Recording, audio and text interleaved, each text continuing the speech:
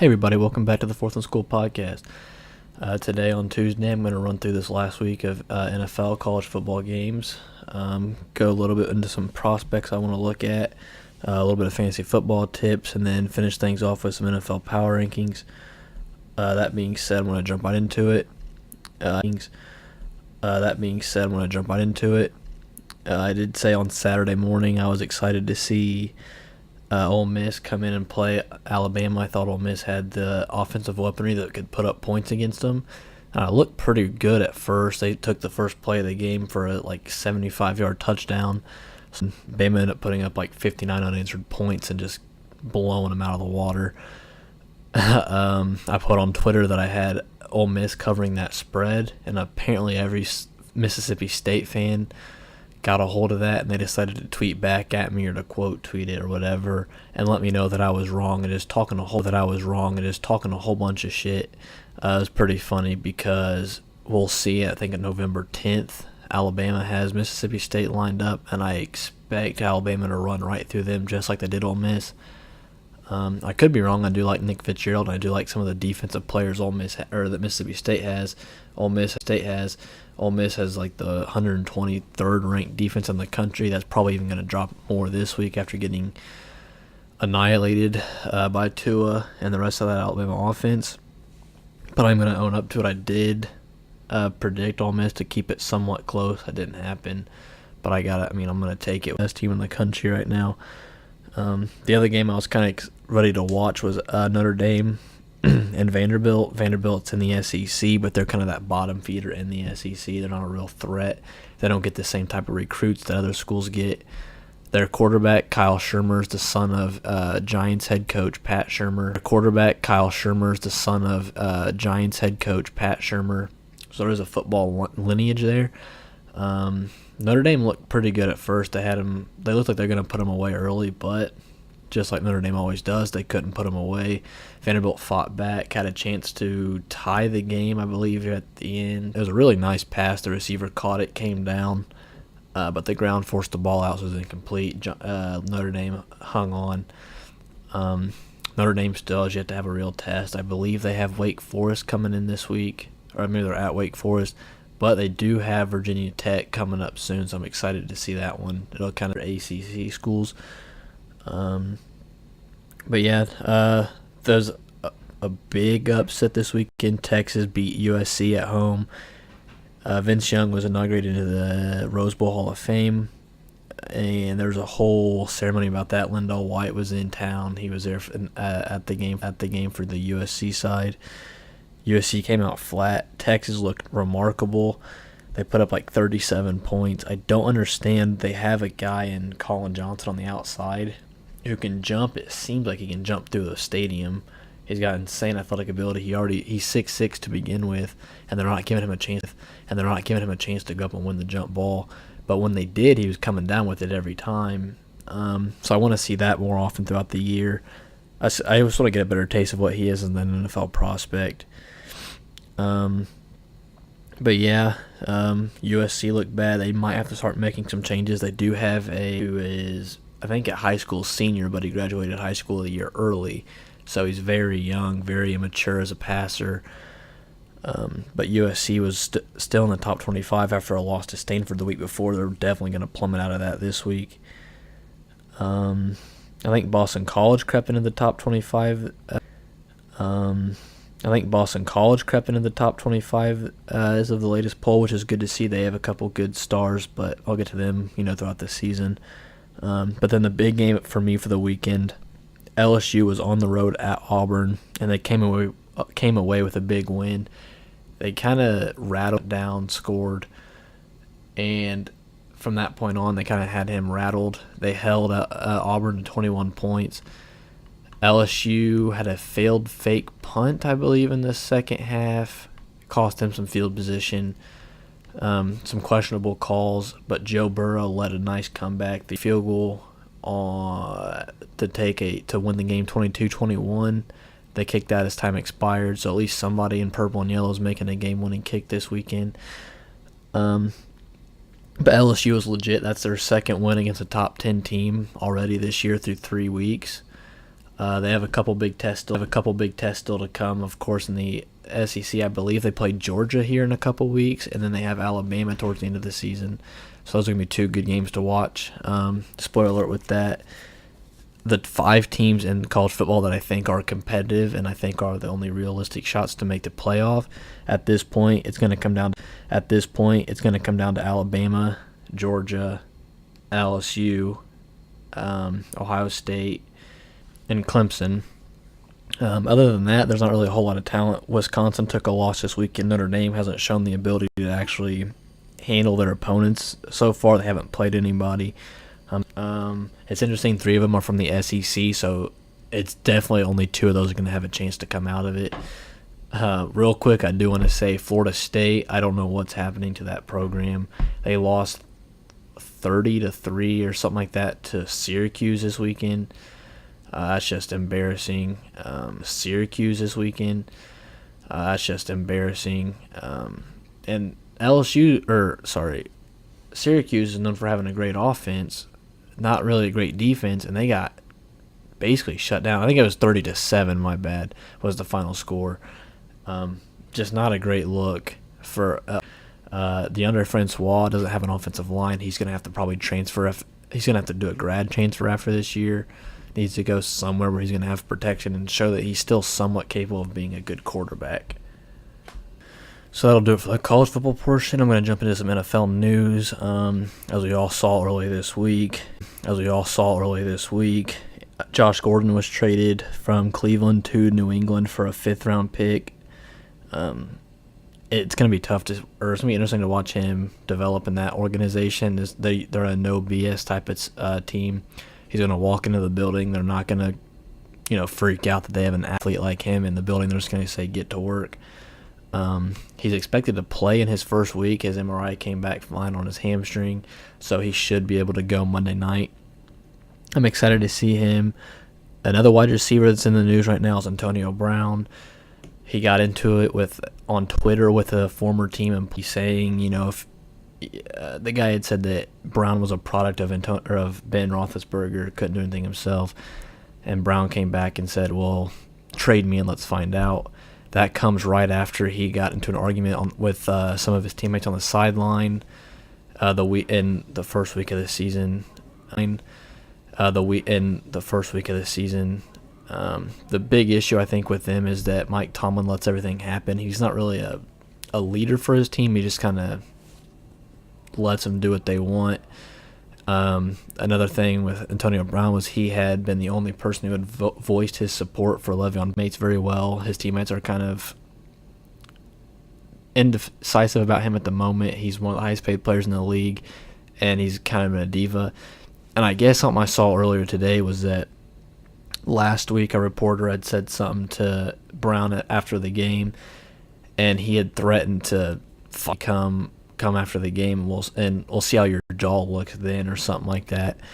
So it's a big issue. He's one of the guys where he can get away with some of that kind of stuff, whereas a guy like Odell Beckham, if he said anything even close to that, he was going to get a whole bunch of disrespect from the media and kind of been put that he's a thug, he's not a good teammate type of label on him. Same with a guy like Cam Newton. But I don't know. It's a mess right now in Pittsburgh. We'll see how this unfolds. I doubt he's traded, and I doubt Bell gets traded, but it's something to keep an eye on looking forward. That's for sure. I don't understand right now, after watching this week's games, Norv Turner and Pat Shurmur both have jobs in the NFL, and I don't understand it. They don't have an offense. Norv Turner has proven in the past, Matt Khalil is his left tackle. They don't have an offense. It cost him several games a few years ago. When he was with Minnesota, Minnesota went 8-8, should have been 10-6, but Khalil gave up 2 strip sacks, and the Vikings ended up going 8-8, missing the playoffs with Teddy Bridgewater as the quarterback.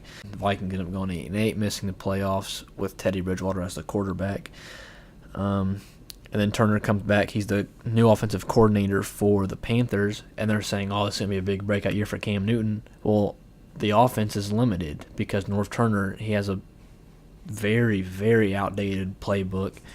He has a very, very outdated playbook. He's not the same offensive mastermind that people make him out to be. And then Pat Shurmur's the same way.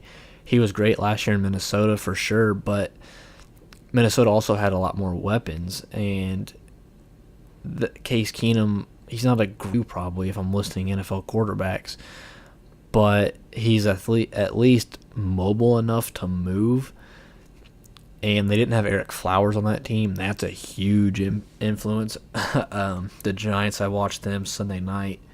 Eric Flowers is a disgrace on that offensive line. Him lining up against Dexter Lawrence or DeMarcus Lawrence, sorry. That was just fun to watch. It was just disgusting on his part. Eli, everybody knows he's like the least athletic dude in the league. So he's not going to escape any pressure. The Giants' offense was stale. The Cowboys aren't even a great team, and they kind of shut the Giants down from the get-go. The Giants, it was only a 7-point game, but the scoreboard does not indicate the game flow whatsoever in this case. But yeah, some other games. The bar, he has 28 catches through 2 games. I think is an NFL record for the first 2 games in a season.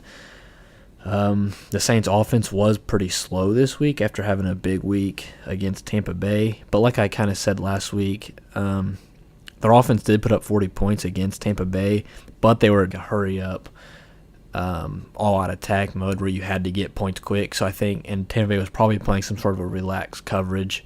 I never watched that tape. I'll go through and watch that at some point to see kind of what led to that sort of outcome.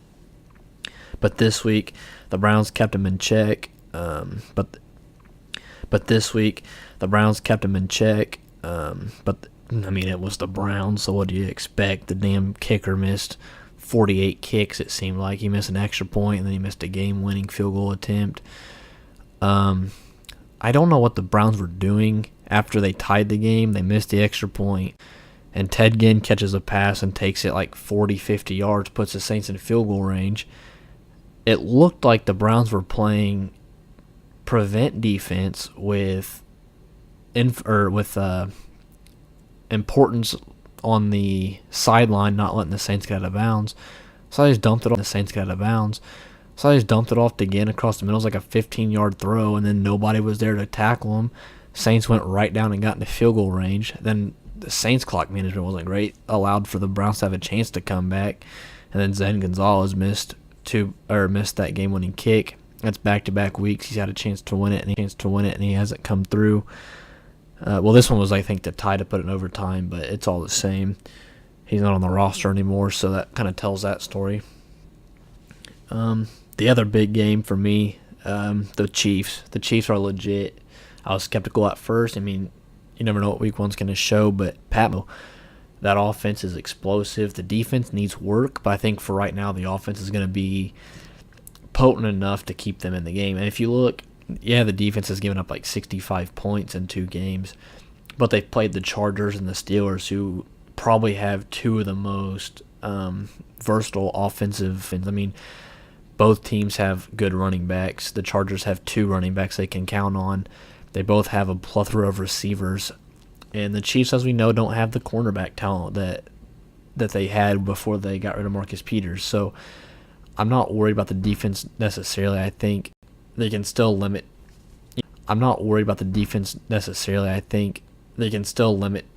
An average NFL offense is going to struggle to put up these insane numbers.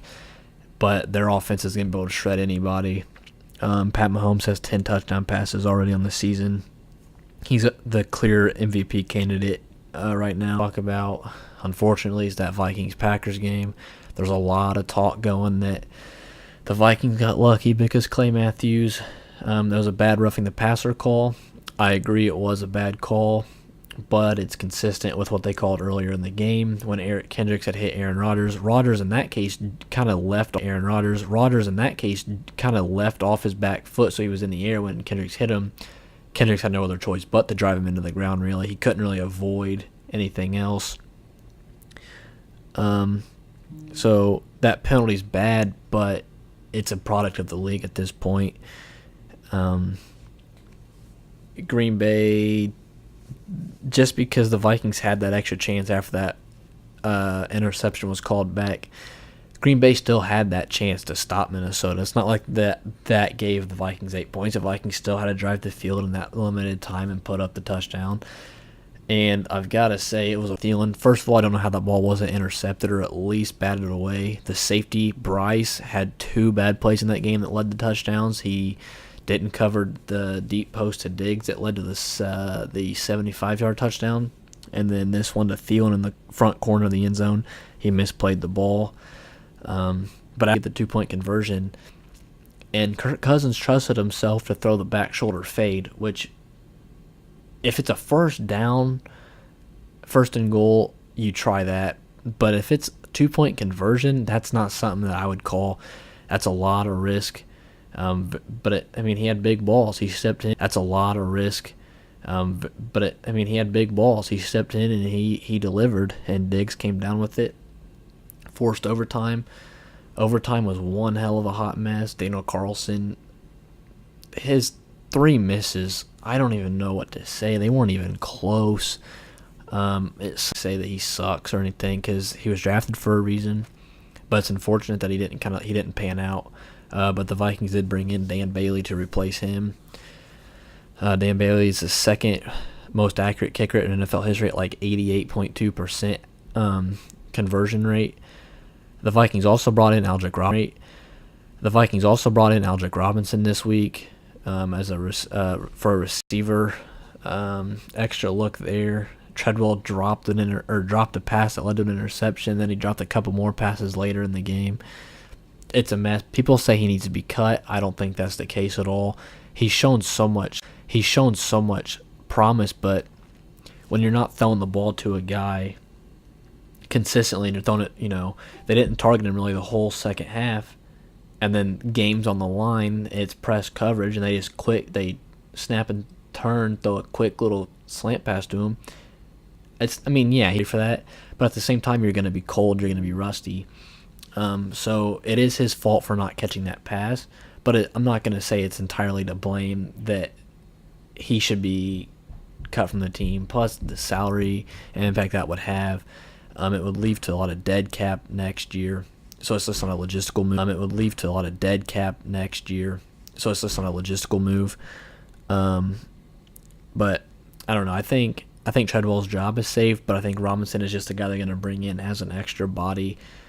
Stacy Coley didn't do anything when he was in. He ended up getting cut today for Dan Bailey. Carlson was like, but yeah. So with that, I'll jump into my power rankings based off this week's games and from week 1. And again, another reminder: if you beat somebody, that doesn't make you better than them. And if you lose, you don't necessarily have to fall. If you win, you don't move up. It's just from what I see. The Bills are 32. The Cardinals are 31. Just as they were last week. I'm not liking anything I'm seeing from them. The Bills gave the Chargers way too many opportunities on a short field to just put the game away, and the Chargers did just that. They capitalized. They buried them early, didn't let them do anything. Now Shady McCoy, he's out with a rib injury. They don't know if he's going to play this week, and he's apparently getting sued again. His ex-girlfriend and the mother of his child is claiming that he has been abusive of his son. She shared pictures of bruises on his son. Not a great look considering what he had a couple months ago where there was a domestic violence issue. So they're just a mess in the organization right now. Their football team's not good. Vontae Davis quit on them at halftime. That's how bad they are. And Vontae Davis sucks. So for one of your least talented players to quit says a lot about you. And then the Cardinals, they got absolutely blown out at home. I think a quarterback change is coming. Sam Bradford, I think, completed 27 passes for 90 yards, which is insane. His yards per completion was a little over 3, which is, I think it was 3.3 yards, which that's just not acceptable. I mean, that's what we saw, though, when he was with Minnesota. and he's not a great quarterback. He just keeps getting light a fire under him and give him some sort of hope. A big dropper I have this week, I have the Raiders at 30. They dropped 8 spots from last week. They look terrible. They keep saying they need a pass rush, and John Gruden just can't quite place his finger on it. My favorite quote of the weekend was not 2020 on the Khalil Mack trade, which that doesn't even make sense. You know what you're getting rid of at that point. You know he's the best pass rusher in the league. Look what he's doing for the Bears. He's just killing it. So, I mean, the Raiders look bad. Derek Carr did look good, but they lost to the Broncos. They didn't cover the middle of the field at the end of the game. Let the Broncos just drive right on the field to get a field goal. The defense is just such a concern for them that I'm not going to put them very high. I have the Colts moving up a spot to 29. They did look good at first. They came out really hot, but then they stalled. And they were playing Washington. A lot of question marks with them. I have them right in front of the Colts at 28. Again, the Colts beat Washington, but I think Washington is still the better team from what I've seen and from what I saw on the tape. Washington, that's why the Chiefs got rid of him. I mean, he's so passive, and he wasn't forcing the issue. I think his running backs had so many catches. Chris Thompson had 12 or so out of the backfield, and it seems to be like that's what Smith wants. He just stands in the pocket, waits, and then once a running back breaks out on his route, stands in the pocket, waits, and then once a running back breaks out on his route, he just drops it into him. It's not going to win you football games. The defense looked really good for them, but they made a lot of plays, but they got in a hole early, just couldn't bounce back from it. The offense couldn't finish in the red zone. Being 4 spots from last week, they did win the game against Oakland, but Case Keenum continues to struggle. He threw a really bad interception in the red zone, and it was picked up by Rashawn Melvin at the goal line, I believe, which he's not the greatest of corners. And the offense looks okay. They do have weapons. Demaryius Thomas dropped a lot of passes, though, and they let Derek Carr throw the ball over the field on him. So I'm not going to put them high either. But I do have the Bengals coming up a little bit. They're at 26. They look great on Thursday night, but it was Thursday night, so I'm not going to overreact to that. I don't like Thursday night games. Sorry for all that noise in the background. There's a bunch of people in the hallway, but it's not a big deal. But yeah, the Bengals, Andy Dalton looked good. The defense kind of blew it late. They let the Ravens back into it. So I'm not gonna react too much. I'm not gonna just put them in the top 10 or anything. They beat the Colts in week 1, and then they had a short week with the Ravens. So I don't know. It's hard to judge their real value at this point. Next up, I got the Jets at 25. The Jets dropped 4 spots. They looked really good that first week, but they bounced back this week and got beat by Miami. Who I'm not even that high on. I'll get to them in just a minute. But the Jets, their offense just lacks any sort of firepower. That's why I hope they just splurge next summer and they go get Le'Veon Bell. They need some running back because he's not a running back. They're just one of those teams where they're going to keep every game close, but they're not going to dominate any portion of the game. They're not going to dominate the run game, or they're not going to do well in the trenches. They don't have a pass rush to begin. They're just one of those tweener teams right now. They're still probably a year or two away from being a real competitor. I have the Seahawks moving up 2 spots. They look terrible on Monday night, but I still have them moving up just for the fact that a lot of other teams this week, they looked worse. And, I mean, I know the Seahawks, their offensive line was a mess. They let the Bears dominate, but the Bears' defensive line is one of the best in the league with Leonard Floyd and Akeem Hicks and Khalil Mack getting after the quarterback. Defense looked great. Shaquille Griffin had 2 interceptions. They kind of made Trubisky uncomfortable throughout the night. So I don't think the Seahawks as a team looked terrible. I think their offensive line was just too much to overcome. And then next up I got Dallas. Dallas moved up 7 spots from last week.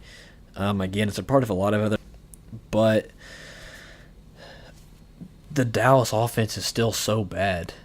The Giants couldn't put up points, and the Cowboys couldn't pull away from them. Dak Prescott, I don't think, is anything like he was as a rookie. That was probably a fluke year. Just the way it seems at this point, he hasn't really lived up to that. Same expectation. Zeke hasn't been able to get going yet. The defense looked good, but I mean their pass rush is all they needed to have to beat the Giants. So they're another one of those tweener teams. I'm not sure what they really are. More games with them to kind of really know what we have. I don't think they have any weapons. Tavon Austin scored a long touchdown, which is kind of funny because he hasn't done anything in his whole career. But yeah, that's kind of the gist of them. The Lions at 22, they dropped 7 spots. They looked terrible last week, and they came out. I gave them benefit of the doubt that it was first week. The Jets had time to prepare. And they came out flat again against San Francisco. They were down 30-0 in the fourth quarter. They did lead a nice comeback. Stafford looked great in the fourth quarter. Throughout the whole game, he wasn't necessarily spectacular. But they bounced back. They brought the game back close, and then a penalty at the end kind of cost them. They had a pick that they took back. Would have put them right in range for offensive holding. But at 21, I've got the Browns. They're up 6 spots. They're a big riser. They showed that Week 1 game wasn't a fluke. They went into New Orleans on a surface they're not used to, a fast-paced game against one of the better offenses in the Jordan, and they kept the game close. And everybody's saying right now that Baker Mayfield needs to be the starting quarterback going into Week 3. I don't agree with that. Tyrod Taylor, yeah, they're not putting up points, but their kicker's missing everything. So that's going to kind of skew that a little bit. He's keeping the game close. He did throw a really costly interception. He's keeping the game close. He did throw a really costly interception towards the end. I think it was picked up by Marcus Williams with about 5 minutes left, and that gave the Saints the ball which led to them taking the lead. But I think Cleveland's got a great defense. I'm not gonna 4 spots to number 20. Fitzmagic is legit, but I don't think they can sustain their offense. They're not gonna get 75-yard touchdowns every week. At least I wouldn't expect that to happen, especially to O.J. Howard, your tight end. It's rare for him to do something like that.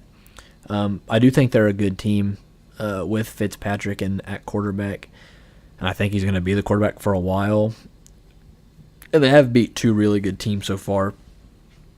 So we'll see how they kind of run on from here. I think I'm not going to completely overreact and put them, way up there at top 5 for being 2-0 at this point.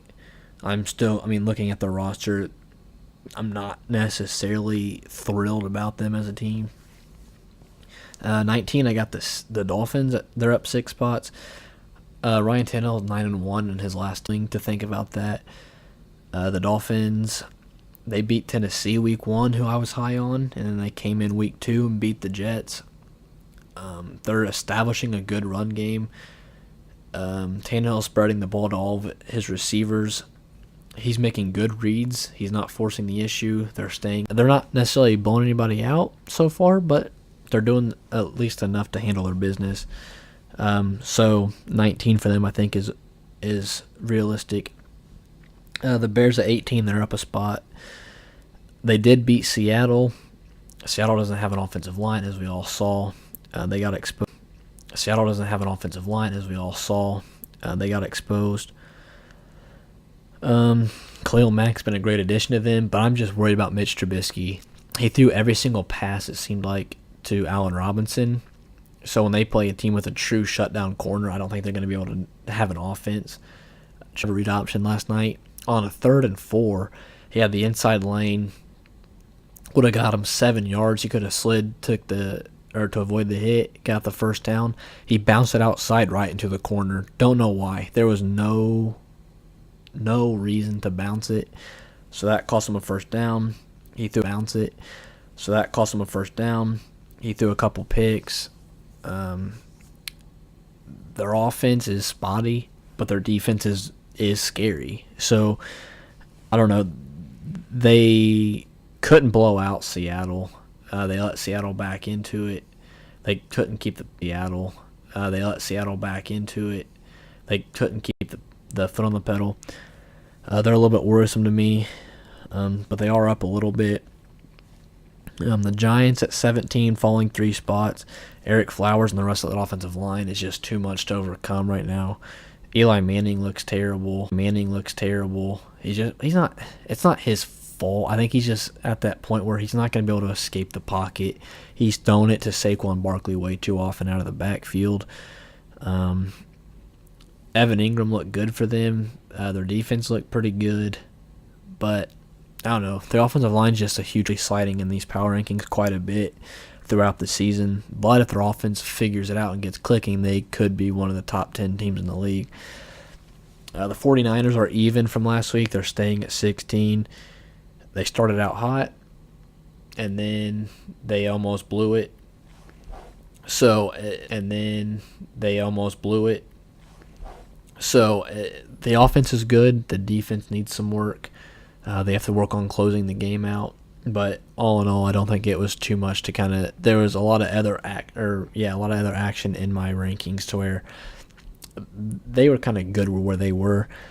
They beat Carolina and Atlanta, a big game for them, a big divisional rivalry.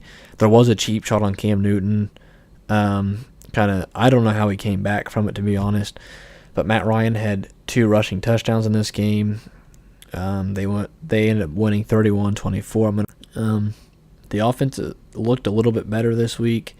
The defense still has question marks, plus there's a lot of injury issues, but they will be getting Devontae Freeman back, it looks like. So there's optimism there. I've got the Ravens falling 3 spots to number 14. That loss to the Bengals on Thursday night. It overreacted, like I said, for the Bengals. Joe Flacco looks bad.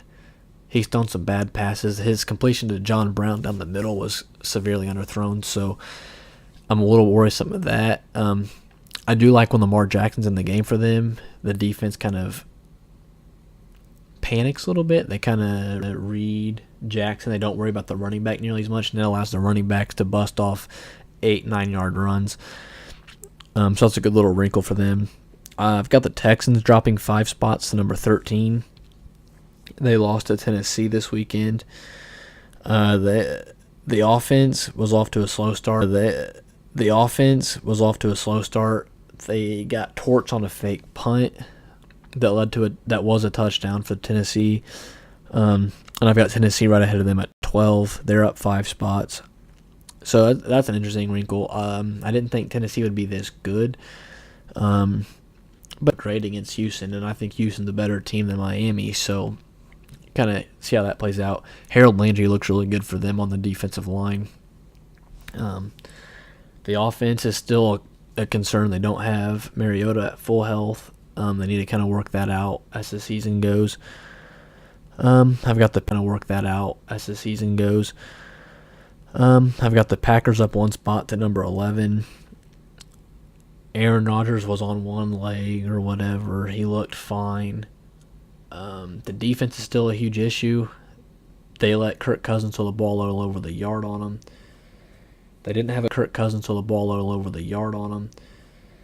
They didn't have a good running game, but the offense was still decent enough. I mean, the offense kept them in the game. Their special teams was outstanding. They blocked a punt for a touchdown in the first quarter. Set the tone for the rest of that game. Put them super high. They did tie, and they were at home, so that's not gonna it's not gonna help them out a whole lot. I've got the Saints staying even at number 10. They won at home against a tough Cleveland defense, but the offense was kind of slow. And the defense, I mean, to go toe-to-toe with a below-average team is concerning at this point. It is early in the season. But the Saints offense did look a little bit more clutch. They had good drives at the end of the game. The defense drives at the end of the game. The defense forced a turnover at the end of the game to give them a chance. But then the defense got beat by Antonio Callaway for a touchdown that tied the game under a minute. So it's interesting. They're a team to keep an eye on going forward. Michael Thomas is a stud for them. Kamara, I expect, is going to... Yeah, that's that. Steelers at 9.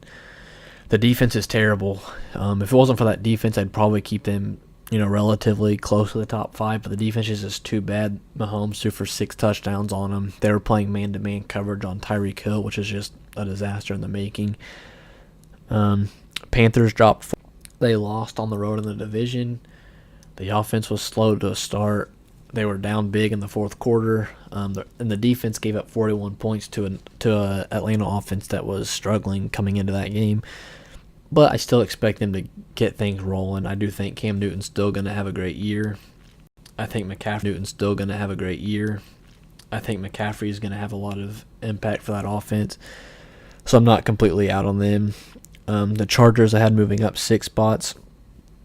Yeah, they played the Bills. But they came in and did exactly what they needed to do. They came in, they put points on the board quick, got turnovers, buried them deep, and had short fields and just put the game away in the first half. So they only beat them like 31-13, but the game was over in the first quarter. So it was good to see from them it was a big bounce back after that rough week 1. I've got the Eagles at 6. I'm not going to drop them. Their defense looked rough against Tampa Bay. But they're getting Carson Wentz back. That's the big thing for me, is they're getting Carson Wentz back. Nick Foles is going back to the bench. So I'm going to keep them right where I have them. The Patriots got blown out at Jacksonville. I think the heat was a factor. I believe at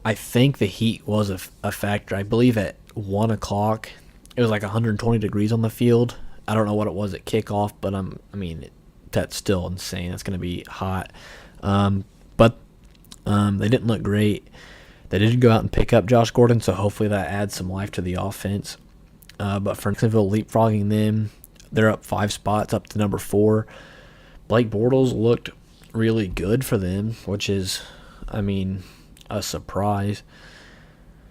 The defense is outstanding. They limited the Patriots' offense. So there's a lot to like there. They're definitely the cream of the crop right now, along with Kansas City, who I'll get to in a minute.